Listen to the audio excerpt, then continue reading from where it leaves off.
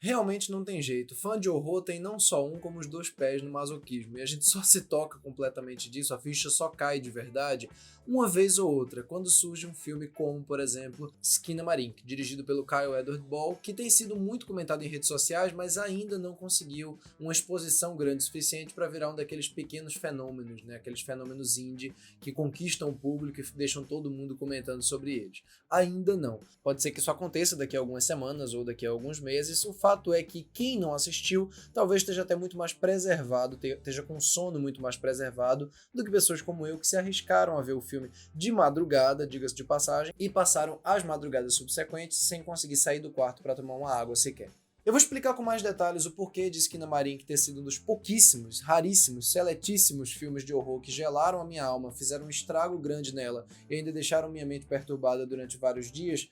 Mas antes de chegar lá, eu vou pedir a você que ainda não fez isso, não se esqueça de se inscrever aqui embaixo no canal, não se esqueça também de curtir o vídeo, porque isso ajuda muito o canal a crescer e o YouTube a recomendar o vídeo para outras pessoas. E lógico, também não se esqueça de deixar o sininho das notificações ativado, porque só assim você vai receber notificações todas as vezes que vídeos novos saírem aqui no canal. E claro, você pode me acompanhar também tanto na minha conta do Letterboxd quanto na minha conta do Twitter. Eu estou sempre comentando lançamentos lá, várias vezes, no caso, filmes que não dá tempo da gente trazer em vídeo aqui para o YouTube. Como eu mencionei, eu vou falar detalhes sobre o porquê de eu ter me sentido da forma como eu me senti assistindo ao filme, mas eu definitivamente não quero estragar a experiência de quem ainda não assistiu e ainda tá querendo colocar sua conta em risco e fazer isso,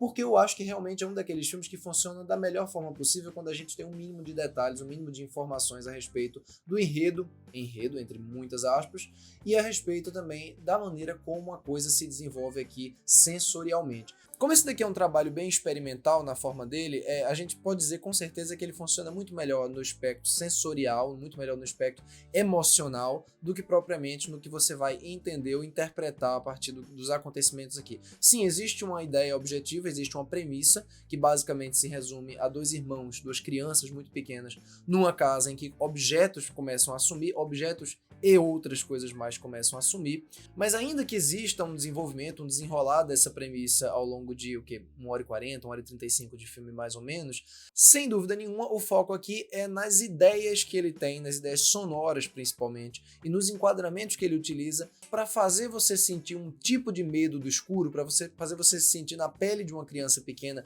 e mais do que isso, para fazer você vivenciar o pesadelo de uma criança pequena, de uma maneira que talvez, no meu caso, e no caso de várias outras pessoas, a gente até esqueceu como é isso, a gente até esqueceu como é sentir esse tipo de medo. Os enquadramentos são consideravelmente disformes, a iluminação é muito fraca, o ruído da imagem é muito grande, quer dizer, uma imagem granulada ao extremo, de uma maneira que você às vezes não consegue nem diferenciar uma porta de uma pessoa, ou uma televisão de um espelho, uma escada de um corredor. O filme mal contextualiza, na verdade, o público dentro desse ambiente. A gente nunca entende propriamente se estamos em cima, se estamos embaixo, se estamos nos movimentando de uma maneira normal ou se estamos de cabeça para baixo no cenário. Às vezes as duas coisas acontecem ao mesmo tempo, de uma maneira que a gente fica tão desnorteado que a sensação de terror aumenta ainda mais. Nesse aspecto, ele acaba funcionando quase como os melhores e mais assustadores found footage, né? Os found footage, de modo geral, quando muito bem feitos e quando assustadores, tendem a provocar essa reação do público, de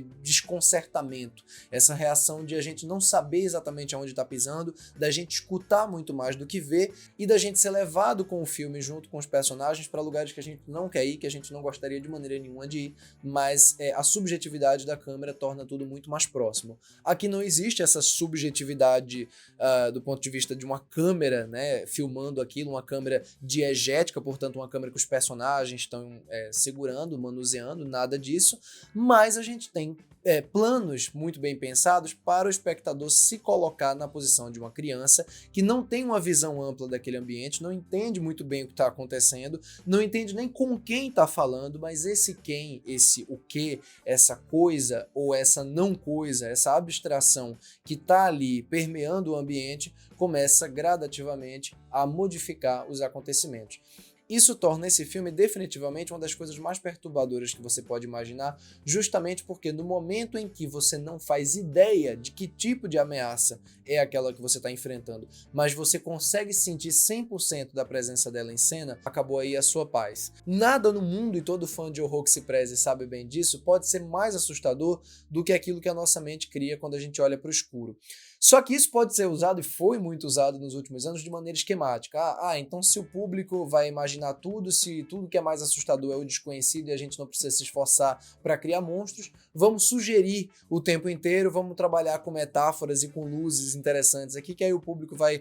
formar tudo na cabeça dele e tá tudo certo. Não, não é tão simples assim. É preciso muita habilidade, é preciso muita sagacidade e sensibilidade com o terror para criar a situação, criar a imagem, criar a premissa necessária que vai fazer o público exercitar essa imaginação. E as coisas que eu via quando eu olhava para aquele corredor escuro em Skinamarink, enquanto o menino pequeno, Kevin, tá falando no telefone com a polícia numa cena específica,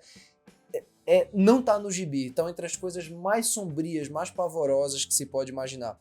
Isso quer dizer que o filme não mostra absolutamente nada? Não, definitivamente. Ele tem um equilíbrio mais genial ainda entre as coisas que ele vai deixar de mostrar e as coisas que ele vai apenas exprimir. E para fortalecer essas coisas que ele vai exprimir, ele trabalha exatamente com essas ideias que eu falei mais cedo, da luz baixa, da alta granulação, quer dizer, uma imagem muito ruidosa, e dos planos tortos que, portanto, vão fazer com que a gente veja coisas pela metade ou ache que viu o que talvez não estava lá. E se tem alguma coisa que consegue ser ainda mais sombria do que a musiquinha infantil que fica tocando de fundo, né, que justamente daí que vem o título Skinamarink, no caso Skinamarink que é o nome da musiquinha infantil que fica tocando o tempo inteiro na televisão, que nos programas norte-americanos se toca desde o início da década de 20, é o texto do filme, que é precisamente aterrador e que funciona talvez melhor ainda no momento após a fala. Quer dizer, você tem aquele texto, você tem aquele diálogo falado com uma voz grave, quase inaudível e quase metálica,